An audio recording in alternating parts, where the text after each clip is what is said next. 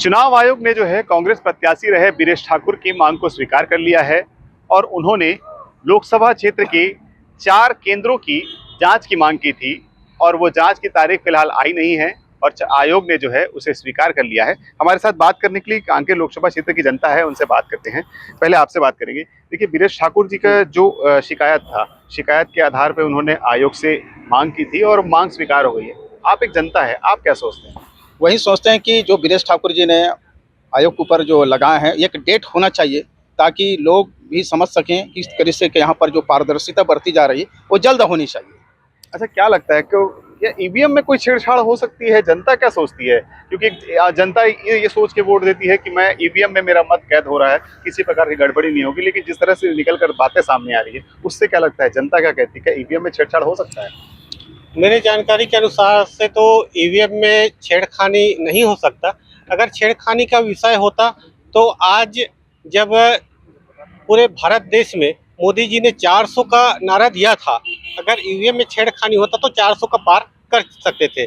लेकिन आज कहीं ना कहीं ईवीएम पूरी तरह से साफ है, तभी आज जाकर के जो कांग्रेस की जो जनाधार है वो भी 54 सीट से 99 सीट तक के पहुंचा है। सही कहना है आपका। अच्छा, आप ये बताइए, जिस तरह बीरेश ठाकुर जी ने मांग की है और उनकी मांग को जो है आयोग ने स्वीकार कर लिया है और जांच की बात कह रही है, क्या सोचती है क्षेत्र की जनता? क्षेत्र की जनता तो यही सोचती है और अभी जो चुनाव भी हुआ है ईवीएम के माध्यम से हुआ है और मुझे लगता है ये पूरा पारदर्शी तरीके से हुआ है और मुझे नहीं लगता कि ईवीएम में छेड़छाड़ हो सकती है। और जीत जीत होता है और हार हार होता है, चाहे वो एक ओर से जीते चाहे वो 1884 ओर से जीते। तो मुझे लगता है कि सारा चीज़ प्रत्यक्ष है और प्रत्यक्ष को प्रमाण की आवश्यकता नहीं है।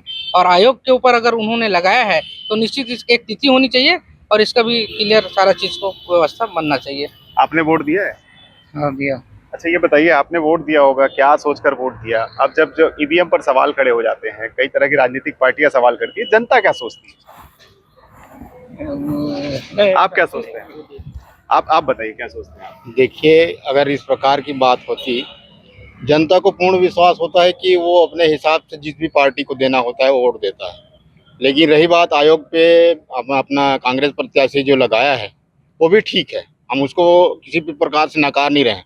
लेकिन अगर इस प्रकार से ईवीएम से छेड़खानी की बात अगर होती तो छत्तीसगढ़ की आप देख लो, छत्तीसगढ़ में कोरबा सीट कांग्रेस के हाथ गई।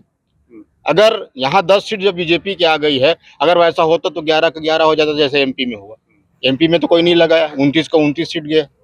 तो मुझे लगता है ईवीएम में किसी भी प्रकार की कोई छेड़खानी नहीं किया जा सकता और ये उनको अगर करना ही है पारदर्शिता तो कर सकते हैं, इसमें हम किसी भी प्रकार की टिकट टिप्पणी नहीं करें। क्या लगता है, क्या उनका आयोग को मांग करना और आयोग का स्वीकार करना ये एक सतत प्रक्रिया है या फिर उनको गड़बड़ी की आशंका लग रही है? जनता क्या सोचती है?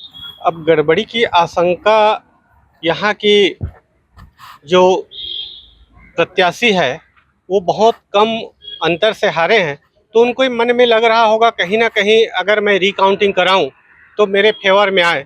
लेकिन मुझे ऐसा नहीं लगता कि रिकाउंटिंग कई बार कई प्रत्याशी ने करवाया है, लेकिन रिजल्ट जो है जो विजयी प्रत्याशी है उन्हीं के पक्ष में गया है हमेशा। तो ये मेरा मानना है कि रिकाउंटिंग एक मन को संतुष्ट करने के लिए ये रिकाउंटिंग करवाया जाता है। ये थे हमारे साथ लोकसभा क्षेत्र की जनता, जिनका साफ तौर पर कहना है कि अगर उनकी मांग की गई है तो मांग के आधार पर उनकी तारीख तय हो और जांच होनी चाहिए। फिलहाल जो पारदर्शिता है वो हमेशा दिखती नजर आई है। ईवीएम पर कई तरह के सवाल खड़े होते हैं, बावजूद इसके चुनाव जीतकर नेता पहुंच जाते हैं, लेकिन चुनाव जीतने के बाद इस तरह के सवाल खड़े होने पर भी जनता अपनी राय दे रही है। नीरज तिवारी, एनडीटीवी, कांकेर।